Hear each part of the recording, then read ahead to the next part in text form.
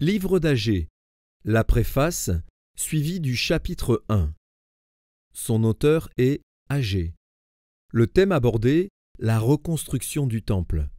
Sa date de rédaction est au VIe siècle avant Jésus-Christ. Agée fut l'un des premiers prophètes de la période consécutive à la captivité babylonienne. Son nom signifie « joyeux ». Il eut un ministère particulier. Adresser des reproches aux Israélites rentrés d'exil, en raison de leur atermoiement à reconstruire le temple, et les convier à se mettre à l'œuvre sans retard. Agée fut contemporain de Zacharie. Les 5 messages d'Agée sont datés de façon précise.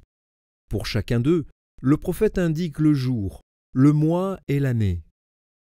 Les expressions, entre parenthèses, « Alors la parole de l'Éternel me fut adressée », fermons la parenthèse, et, ouvrons une autre parenthèse, « Ainsi parle l'Éternel des armées », fermons la parenthèse, apparaissent 25 fois dans ces 2 chapitres. Les divisions du livre correspondent à ces 5 messages. En 1, premier message de reproche. En 2, premier message d'encouragement. En 3, deuxième message d'encouragement. En 4, second message de reproche. Et en 5, troisième message d'encouragement. Agée, chapitre 1.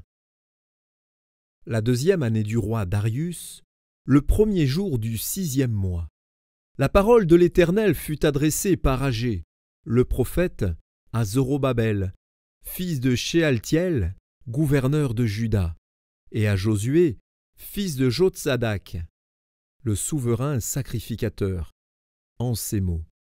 Ainsi parle l'Éternel des armées.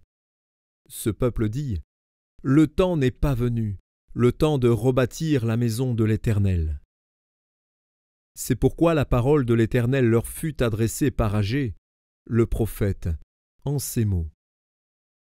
Est-ce le temps pour vous d'habiter vos demeures lambrissées, quand cette maison est détruite? Ainsi parle maintenant l'Éternel des armées. Considérez attentivement vos voies. Vous semez beaucoup, et vous recueillez peu. Vous mangez, et vous n'êtes pas rassasiés. Vous buvez, et vous n'êtes pas désaltérés. Vous êtes vêtus, et vous n'avez pas chaud. Le salaire de celui qui est à gage tombe dans un sac percé. Ainsi parle l'Éternel des armées. Considérez attentivement vos voies. Montez sur la montagne, apportez du bois, et bâtissez la maison.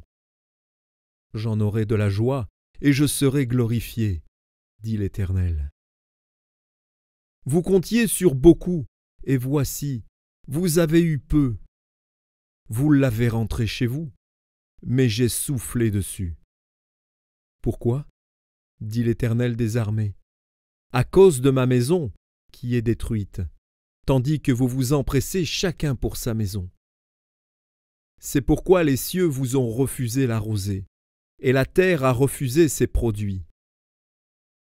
J'ai appelé la sécheresse sur le pays, sur les montagnes, sur le blé, sur le mou, sur l'huile, sur ce que la terre peut rapporter, sur les hommes et sur les bêtes, et sur tout le travail des mains. Zorobabel, fils de Shealtiel, Josué, fils de Jotsadak, le souverain sacrificateur, et tout le reste du peuple entendirent la voix de l'Éternel, leur Dieu, et les paroles d'Agée, le prophète, selon la mission que lui avait donnée l'Éternel, leur Dieu. Et le peuple fut saisi de crainte devant l'Éternel. Agée, envoyé de l'Éternel, dit au peuple, « D'après l'ordre de l'Éternel, je suis avec vous, dit l'Éternel. » L'Éternel réveilla l'esprit de Zorobabel, fils de Shealtiel, gouverneur de Juda, et l'esprit de Josué, fils de Jotsadak, le souverain sacrificateur, et l'esprit de tout le reste du peuple. Ils vinrent et ils se mirent à l'œuvre dans la maison de l'Éternel des armées, leur Dieu. Le 24e jour du 6e mois, la 2e année du roi Darius.